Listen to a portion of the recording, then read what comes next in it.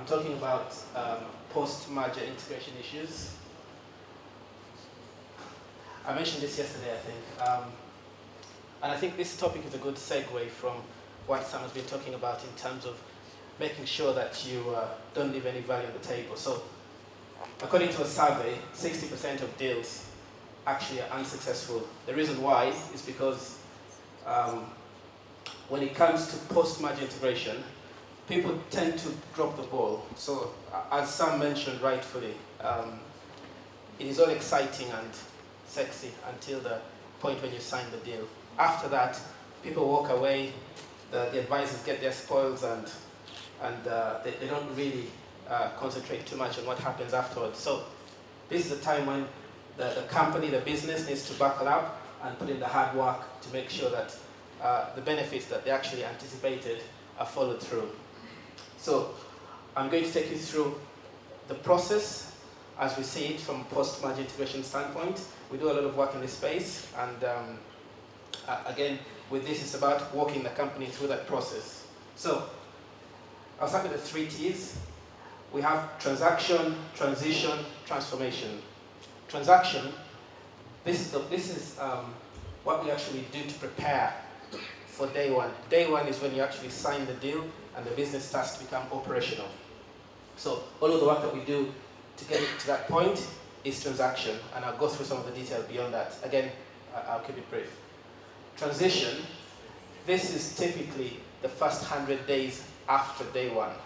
So 100 days is about 3 months.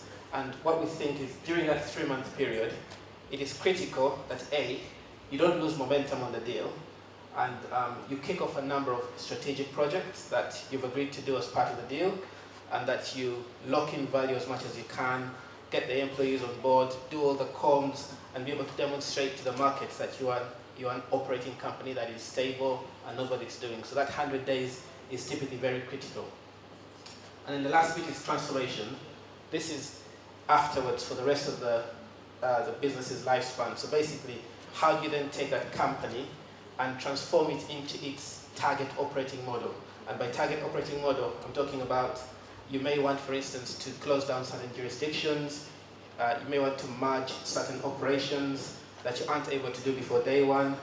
And there may be a whole raft of strategic initiatives that you want to do that are more long-term, and that's all in the transformation stage. This is a little bit about types of integration. Again, just to set some context. So sometimes you have what we call a friendly non-integration, and this is where 2 companies come together, but perhaps there aren't so many synergies between them. So the companies are happy to sort of run almost side by side. There might be certain points where they share resources or platforms or people, and they may do some integration around those areas, but generally they'll just continue as is. They may even have separate brands, and we've seen examples of these before. Hostile is where the target company doesn't want to be taken over. It tends to be common as well, although they tend to fail because the target company is going to do everything in its power to prevent the acquirer from buying them. So they will appoint a defense team, which tends to be again a bunch of accountants and lawyers, to explain to the shareholders why they shouldn't be bought and why their own strategic plan is better than what the potential acquirer is proposing. There's an example of this. There was one that happened in the UK last year.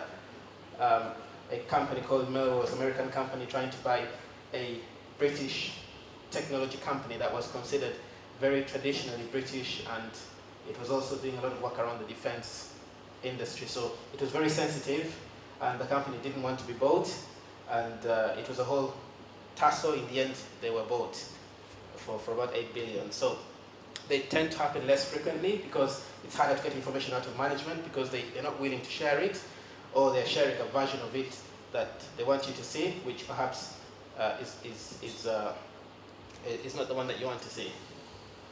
Then you've got the non-integration. Again, this is where you buy a business. This tends to be sometimes private equity. You buy a business and then strip it out, sell off what you don't want and keep what you want. So again, minimal integration there. And then you have the full-scale mergers. This is where 2 businesses come together. They're they're in the same industry, they're doing the same thing, and basically you want to get the best of both worlds. So you merge everything, and in every case, in what we call a merger of two equals, there tends to be one party that is the acquirer and one that's being acquired. So even when they seem to be the same size, typically there's one that takes the lead. And back to a question that was asked here, if you have to make decisions around, which suppliers do we use, like your question around, do we use the independent cleaners or the community cleaners? Somehow, the lead acquirer tends to take the lead in those decisions, unfairly or fairly sometimes. But again, sometimes you have two companies coming together, and the purpose is to try and merge every single unit as much as you can and get as much in synergies as possible. Right, so phases of the transaction. So as I mentioned before, you have transaction, transition, and transformation. Within transaction, you have the standard stuff that we do. So you have the M&A activity, the due diligence that is all done during that process. Then the potential buyers put in their initial bids. They then go into, once they agree what they call a non-binding offer, they then go into an exclusivity period, which is where it's sort of a one-on-one or one-to-two basis, and you give them more information so they can validate their offer, and then hopefully at some point you agree a deal, and transaction closes, and then you have what we call day one, company becomes operational, right? You can see at the bottom, I've split out the activities into pre-deal and PMI, which is post-merger integration. The post-merger integration actually starts during transaction. So I think the point I'm making here is it doesn't start after day one, it actually starts before day one, because you have to start planning for these things. So there's a lot of work that goes into thinking about your integration strategy, and that will contribute into the potential synergies you think you can glean out of the deal, and therefore how much you want to pay for it. There is activities around, again, as I mentioned, synergy identification and validation. You have all of your day one planning activities. So this is how do we make sure that we are an operational business at day one. If you look at the Barclays ABSA transaction, they're doing they had to do a lot of work, or they're probably doing a lot of work now in various jurisdictions to make sure that at the point when they go live with the ABSA brand, they are able to demonstrate that they are an ABSA entity and not a Barclays entity. So there's a lot of stuff in the background around merging their systems, moving account numbers from Barclays to ABSA, and a lot of other things. Then you have the 100-day planning. Again, this is about how do we ensure that we're looking at all the strategic items during that first 3-month period after day one. And then there's other components around program management. This is trying to bring everything together, making sure that there is a dedicated focus on the transaction. At the same time, people are still doing their business as usual, because you don't want to drop the ball on your business as usual. That's one of the common pitfalls during M&A. And then finally, there is aspects around TSA. So TSA is a transitional service agreement. This is the sort of thing that you do if you're selling a business. Let's assume. So within banking, the banking industry, banks tend to have insurance businesses sometimes, and if a bank decided to sell its insurance business, but that insurance division was relying on the group, which is the bank, for financial support, say around producing financial statements and reporting, etc. If they decided to sell that insurance business on a standalone basis, that business may not have the ability to perform financial reporting. So as part of that sale, in order for you to sell it as a complete business, you may offer that, look, we'll sell the business to you, and we'll offer a transitional services agreement around finance reporting. So the group, after day one, will continue to provide that service to the division that's now been sold until the buyer is able to then spin up their own capability. So again, it's one of those things that you do to help the buyer think about how they transition the business into their own company. Right, I'm not going to go into this detail. I have 10 minutes. synergies. I'm just going to talk about some of the common sources of synergies. So I break them mostly into two types of synergies. You have cost synergies, and this is really where you're able to find common cost elements that you can merge and actually have a saving for the combined business. So typical areas of synergies tend to be things like brands. You may not have to spend as much on each brand individually and sort of combine that budget and hopefully make it smaller. There is things around duplication of central and supporting functions. So sometimes companies have shared services like things that do HR, finance, etc. on a shared services basis. And these are areas where you can bring these services together, consolidate them, and hopefully run them at a lower cost. There's various other things. IT is typically a major component. Companies will run separate platforms, and I think a common source of synergy is to try and merge that platform, either use one platform or use the same version of that platform, etc. And that will give you some cost benefits. And there's various other aspects from a cost basis where you can potentially save costs when you bring two companies together. We'll share this detail so you can look at it in your own time. Revenue synergies, again, this is about being able to achieve more with the same resources. So this is about, can you actually cross-sell your product lines to different people now that you have access to, say, a new distribution channel, right?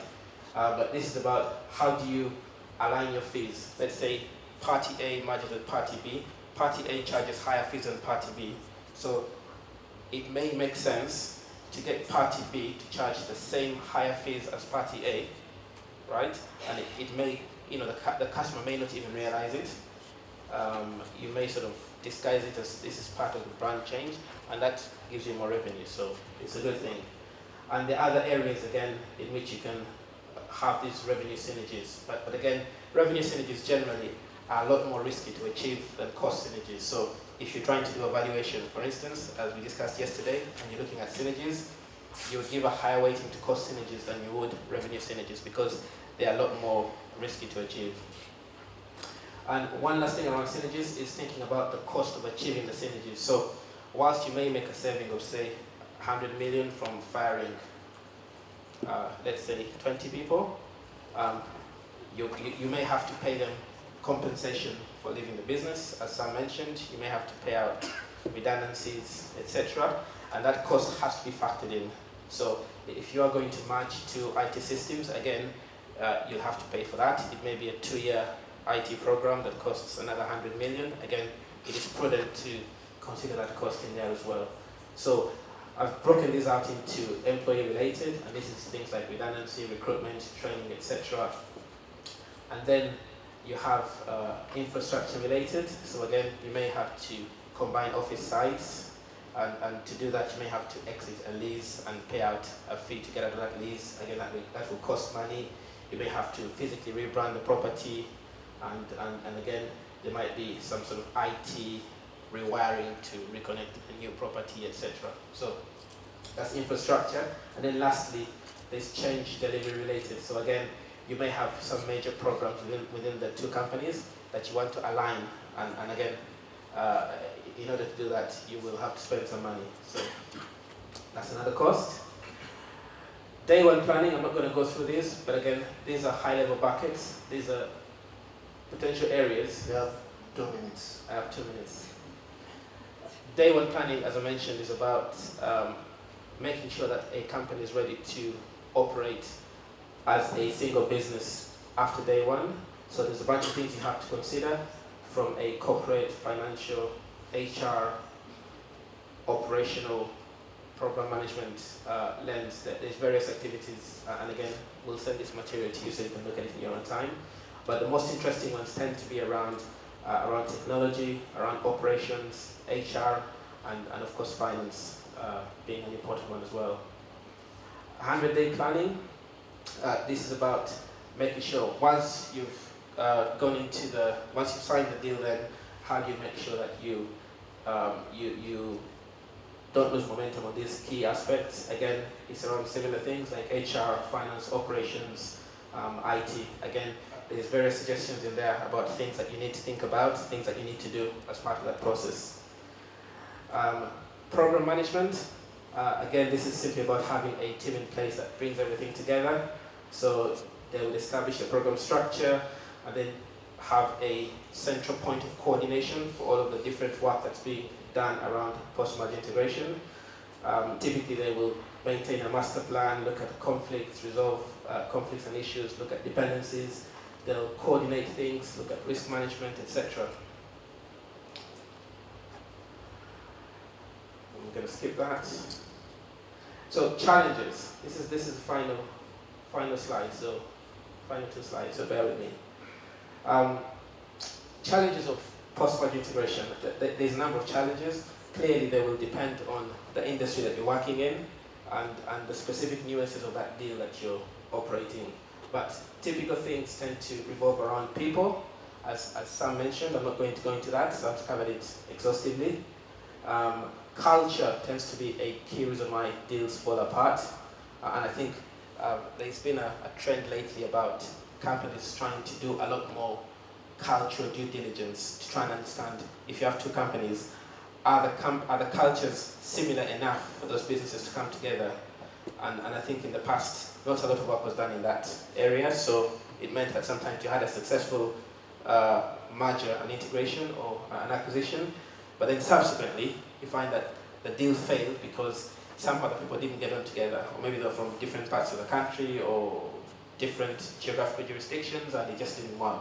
So again, it's increasingly getting more important.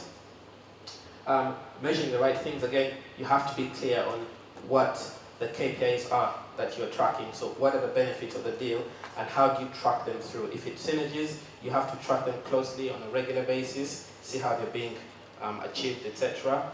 If it's going into a new market, you need to be able to track that progress. If it's about improving customer satisfaction, again, you have to do CSIs, make sure that you're getting that feedback from the customers.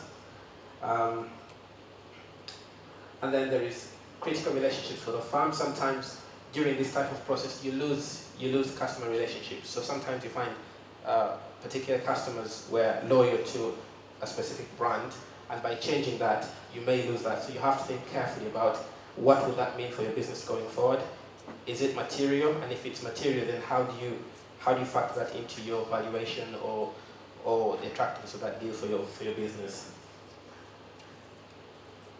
And then these are just key lessons from post-merger integrations that we've done over the years. Again, it's about being clear about what you want to achieve in the end. You have to have what we call a target operating model. And this is really how you lay out your business to operate in terms of people, assets, technology, processes, etc. You need to be very clear on how you want that to work for the combined entity. It may be a staged thing. You may have an interim operating model at day 1 or a day 1 operating model, and then a target operating model maybe in a year or 2 years' time once things have settled down. You need to be, again, clear around your synergies, as we mentioned. Financial controls and compliance is very key, because if you can't report on the numbers and have no controls in place, then it's going to be hard for you to track what you're doing or track your progress at all. People, I won't repeat that. It is key that you use the best people for the integration, but also make sure that you have a dedicated team so that there are others who continue to do the business as usual work that happens in the background. Financial reporting is always important. Communications, communication is key. And I think the last one I'll point out there is the IT platforms. Again, IT over the years has become increasingly important, and you have to think about clearly what the IT plan is, what the IT strategy is, and how that becomes a part of your equity story and your integration plan. I'll stop here for time reasons, and I don't know if we have time for 1 or 2 questions. Yeah, no.